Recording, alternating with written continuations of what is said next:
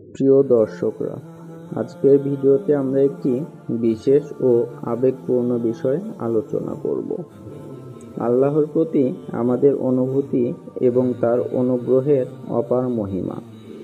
প্রথমেই ভাবুন তো কেমন হবে যদি আপনি একটি দীর্ঘ পথ পরিক্রমা শেষে বাড়ি ফিরে আসেন এবং সেখানে আপনার প্রিয়জন আপনাকে উষ্ণ আলিঙ্গনে স্বাগত জানায়। আপনার হৃদয় কি অদ্ভুত এক প্রশান্তি ও আনন্দে পূর্ণ হয়ে উঠবে না? আল্লাহর কাছে ফিরে আসা ঠিক এমনই এক অনুভূতি, এক শান্তির ও ভালোবাসার অভ্যর্থনা। আল্লাহ, যিনি সারা পৃথিবীর সৃষ্টিকর্তা, আমাদের প্রতিটি সেকেন্ড দেখছেন, আমাদের প্রতিটি মুহূর্ত জানেন। তার মেহেরবানির কোনো সীমা নেই। আমরা যখনই ভুল করি, যখনই আমাদের জীবনের পথে থেমে যাই, আল্লাহ আমাদের কাছে ফিরতে চান। তার দরজা সর্বদা খোলা। আর তোমার রব অবশ্যই ক্ষমাশীল ও দয়ালু। এই আয়াত আমাদের প্রতি আল্লাহর অফুরন্ত দয়া এবং ভালোবাসার সাক্ষী। তবে কি আমরা কখনোই পুরোপুরি আল্লাহকে জানতে পারি? তার অসীম প্রেমের গভীরতা উপলব্ধি করতে পারি? সবার কাছে আচ্ছন্ন আল্লাহর এই অভ্যর্থনা, যিনি আমাদের সব কিছু ক্ষমা করে দেন, এমনকি আমাদের অশ্রু যখন তার কাছে পৌঁছে, তখনও তিনি আমাদের শাসন করেন প্রেমের দৃষ্টিতে। তার কাছ থেকে কোনো কিছুই হারিয়ে যায় না।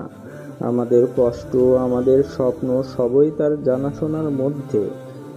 তুমি যদি একবার আল্লাহর প্রতি অনুরোধ করো, তার কাছে এসে ইয়া আল্লাহ বলো, তাহলে তুমি বুঝবে তার ভালোবাসার প্রকৃত মান। আমরা তার কাছে ফিরে এসে স্বাভাবিক জীবনের আশ্বাস পাই, এই আশ্বাস যে আমাদের চাহিদা কখনোই অপূর্ণ হবে না।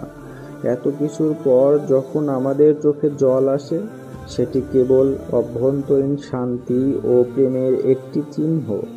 আল্লাহ আমাদের প্রতি যে অগণন রহমত রেখেছেন, তার প্রতি স্নেহের গভীরতা অনুভব করে এই স্নেহ ও মমতা আমাদের মনকে স্পর্শ করে। প্রিয় দর্শকরা, আল্লাহর প্রতি এই গভীর অনুভূতি ও ভালোবাসা আমাদের জীবনকে পরিবর্তন করতে পারে। তিনি সর্বদা আমাদের সাথে আছেন। আমাদের চিন্তা, আমাদের দোয়া সবকিছু তার কাছে পৌঁছে যায়। এই অনুভূতির মাধ্যমে আসুন আমরা একসাথে তার প্রতি আমাদের ভালোবাসা ও শ্রদ্ধা পুনর্নবীকরণ করি। আল্লাহ আমাদেরকে তার মেহেরবানি ও ক্ষমা দিয়ে রহম করুন। আমিন। ধন্যবাদ।